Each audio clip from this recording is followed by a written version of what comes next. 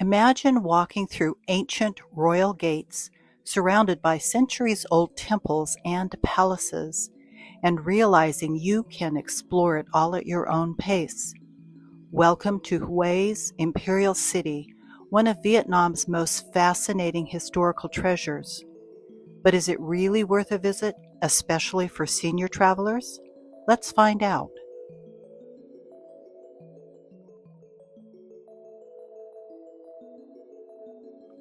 Hi, I'm Jerry, and I encourage baby boomers and senior travelers to explore the world with confidence and curiosity.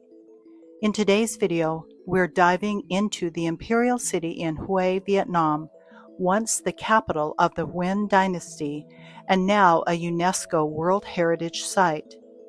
I'll share a bit about its incredible history, what makes it such a peaceful yet enriching stop for older travelers, and a few tips to make your visit smooth, comfortable, and unforgettable.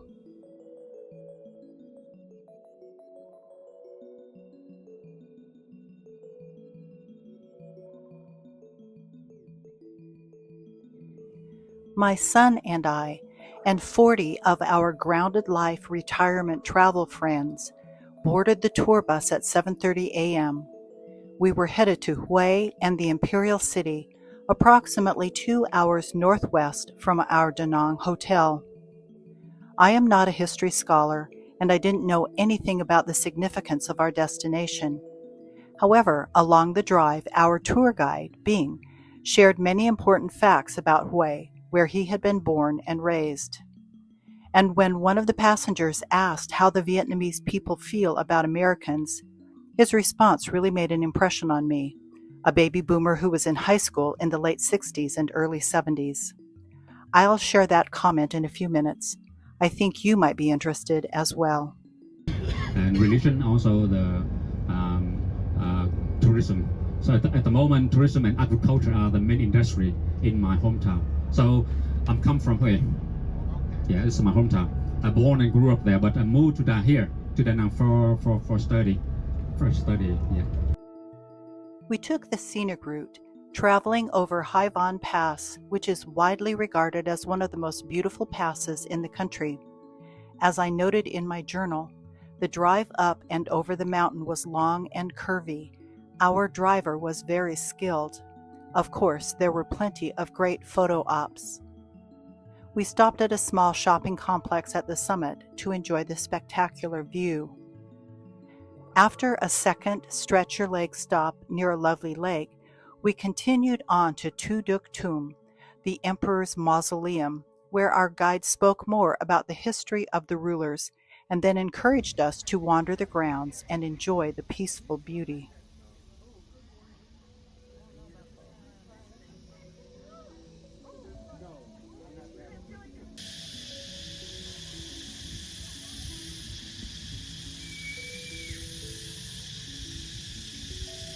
That's the road we came up.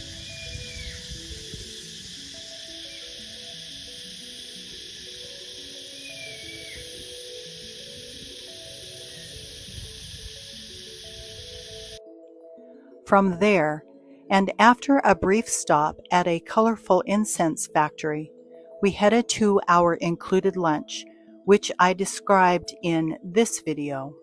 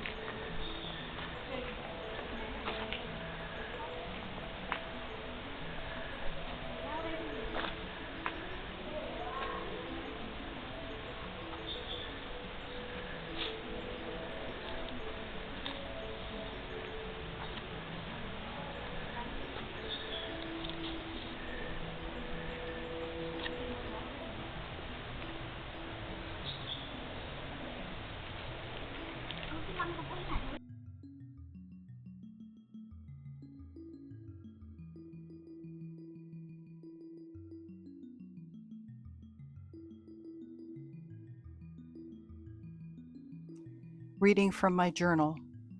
Next stop was the Citadel, where the king lived and from which he ruled until the end of the emperors and the beginning of elected presidents in 1945. There was a section in the back part of the property called the Forbidden Purple City, which is where the royal family lived. Of course, it's now available for tourists, and some parts, like the gardens, were very photogenic. All parts of it were hot.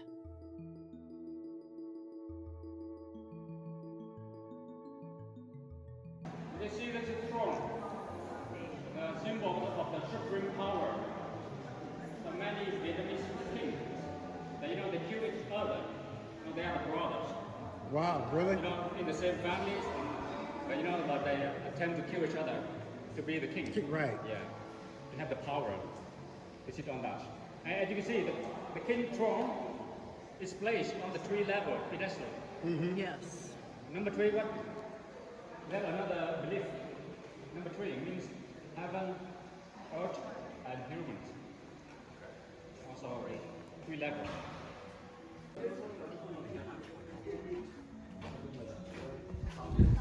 Every one of these open doors provides a little teeny bit of a breeze.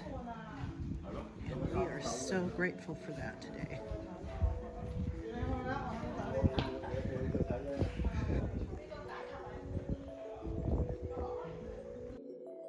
As described by the World Heritage Convention UNESCO website, established as the capital of unified Vietnam in 1802, Hue was not only the political but also the cultural and religious center under the Nguyen dynasty, the last royal dynasty of Vietnamese history from 1802 to 1945.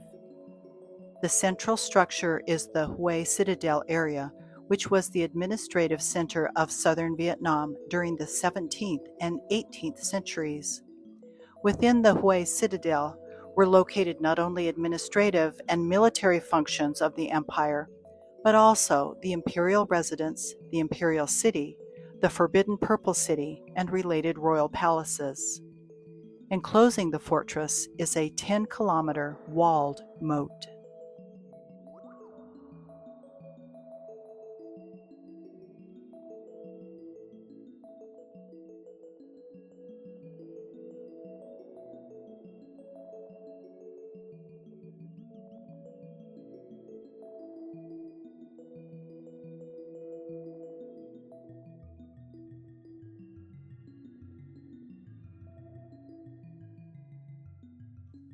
After spending about 90 minutes in the Imperial City, we made the short walk to the Perfume River, where we boarded a small tour boat and took a little cruise to the Thien Mu Pagoda, considered the unofficial symbol of the city of Hue.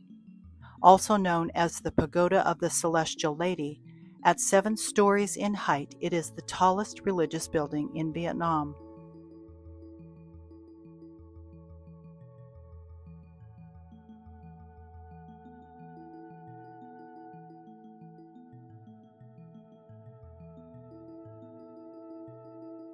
After climbing some very steep steps, we explored the beautiful structures and gardens.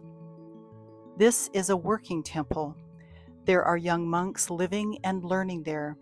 We watched as a small group of young men played soccer in one of the courtyards. Although I took the stairs back down, anyone who didn't want to navigate the steep steps had another option. There is a sloped walkway leading from the gardens to the street. Alright, this pagoda is the goal. Here are the steps required to get up to the pagoda. Not for the faint of heart. I'll show you the view from the top because I am going up.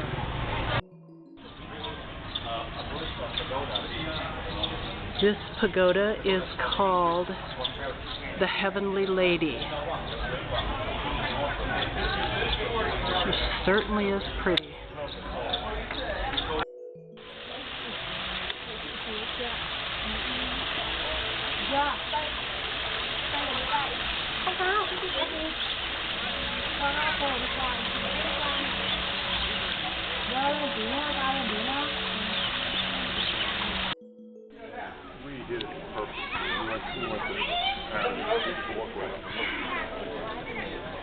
Another beautiful, beautiful garden.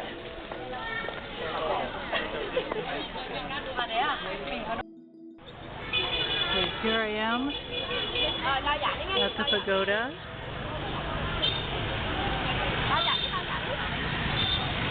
And there are the steps down.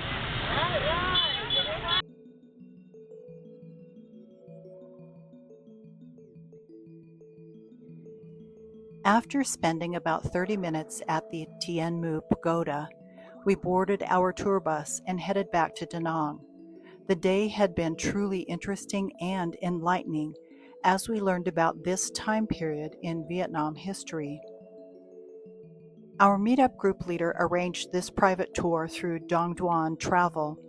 Our cost, which included transportation, our guide, a traditional Vietnamese lunch, and all entrance fees, was $99 per person.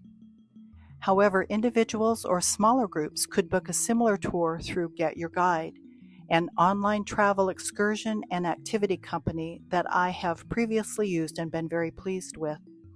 I'll leave a link in the description for a day trip from Da Nang to Hue. And as I mentioned at the beginning, our guide made one statement which really impressed me. One of the members of our group asked him what the Vietnamese people thought about Americans. I believe this was in the context of our involvement in the Vietnam War. Our guide responded with a story about a young Vietnamese man who had taken some American friends to visit his grandmother in their traditional home. The Americans were concerned about how this elder would feel about them. However, she welcomed them, responding that the war was in the past and she preferred to look to the future. I like that perspective.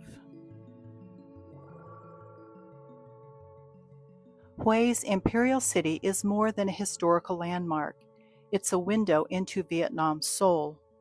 If you are a senior traveler looking for beauty, culture, and tranquility, this is one destination you shouldn't skip. Thanks for watching. If you found this information helpful and you'd like to receive more useful tips about traveling as a senior, please give this video a thumbs up, subscribe to the channel, and turn on the notification bell so you won't miss any helpful travel advice. Also, we love to hear from you, so if you have any questions, suggestions, or recommendations, please put them in the comments below. Thanks.